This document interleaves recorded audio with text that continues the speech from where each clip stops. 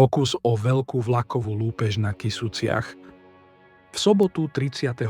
januára roku 1914 na železničnej trati Košicko-Bohumínskej železnice medzi stanicami Čadca a Mosty u Jablunkova došlo k železničnej lúpeži podobnej tým, ktoré sa v tých dobách diali v Spojených štátoch amerických, respektíve v oblasti Sibíru. Do vlaku číslo 108 nastúpili o 2:30 ráno na stanici v Krásne nad Kysucou dvaja lupiči s úmyslom prepadnúť vlak a ulúpiť vysoký obnos peňazí, ktorý sa v ňom mal nachádzať. Operovali totiž s informáciou, že vlak by mal prevážať peňažné prostriedky na mzdy zamestnancov železnice v samostatne pripojenom poštovom vozni, čo bola čiastočne pravda, keďže daný vlak prevážal čiastku 167 000 korún. Za stanicou Čadca v smere na hranicu začína mierne stúpanie, kvôli ktorému bolo potrebné spomaliť vlak na polovičnú rýchlosť. V blízkosti hranice si lupiči nasadili čierne masky a prepadli poštový vozeň s predmetnou finančnou hotovosťou. V ňom sa vtedy nachádzal vlakvedúci František Ivanovský, ktorý začal na nich kričať, čo tam chcú. Obaja lupiči sa na neho vrhli a začali s ním zápasiť. Po chvíli bezvýsledného boja po ňom začali strieľať z revolveru. Zasiahli ho celkovo 5 krát, do ruky, do hrude a do hlavy. Strojvodca napriek zraneniam stihol zatiahnuť núdzovú brzdu vlaku a vlak zastavil neďaleko míľnika číslo 287. Zaskočení lupiči vyskočili z vlaku a vydali sa na útek, no keďže vonku bolo 0,5 metra snehu, tak sa im bežalo veľmi zle. Navyše ich okamžite začali prenasledovať strážcovia, sprievodcovia a aj niektorí cestujúci z vlaku. Keďže lupiči sa v snehu zabárali a viackrát spadli, tak ich početnejšia skupina prenasledovateľov začala doháňať. Začali preto navzájom po sebe strieľať. Lupiči boli zrejme dohodnutí, že ak by ich mali chytiť, tak radšej spáchajú samovraždu, nakoľko keď už ich prenasledovatelia takmer mali, tak obaja otočili zbraň proti sebe a vystrelili. Lupičmi boli dvaja bratia Florián, 21-ročný, a Eduard, 22-ročný, Slivkovci, ktorí pochádzali z Karvinej.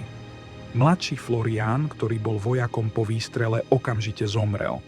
Zranenie staršieho Eduarda nebolo smrteľné, takže ho spútali a ošetrili.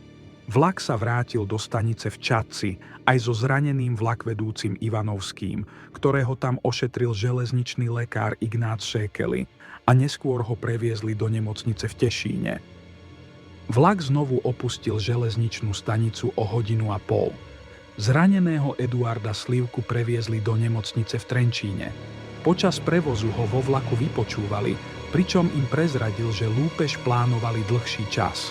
Vedeli, že vlaky koncom mesiaca prevážajú väčšiu finančnú hotovosť kvôli výplatám. Pôvodne chceli prepadnúť už vlak v piatok 30. januára 1914, avšak keď vlak prechádzal okolo nich, všimli si, že poštový vozeň je v súprave pripojený opačne, takže by doňho mali komplikovaný prístup. Preto sa rozhodli prepadnúť daný vlak až nasledujúci deň.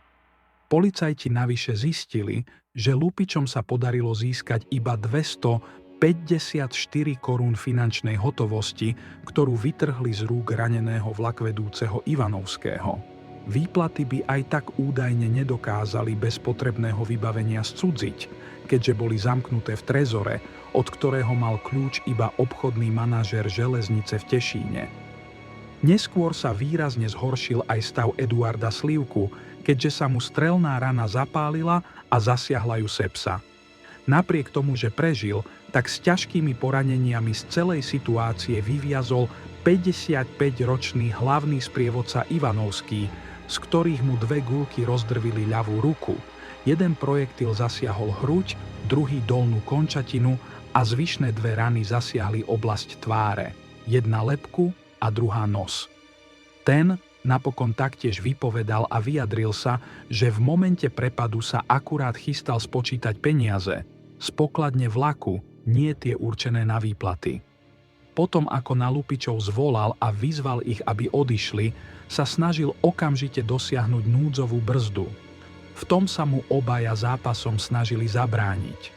Keď mu zablokovali pravú ruku, tak sa snažil brzdu zatiahnuť ľavou, pričom práve vtedy mu do nej vystrelili 2 rany a jednu ďalšiu do hlavy. Zatiaľ čo sa lupiči vrhli na lup, on sa zodvihol v kaluži krvi a s vypätím všetkých síl brzdu zatiahol, za čo dostal ešte ďalšie rany. Strojvodca bol za svoju statočnosť odmenený predstavenstvom železnice a kvôli ťažkým zraneniam mal ísť na predčasný dôchodok. A takto dopadol príbeh veľkej vlakovej lúpeže na Kysuciach z roku 1914.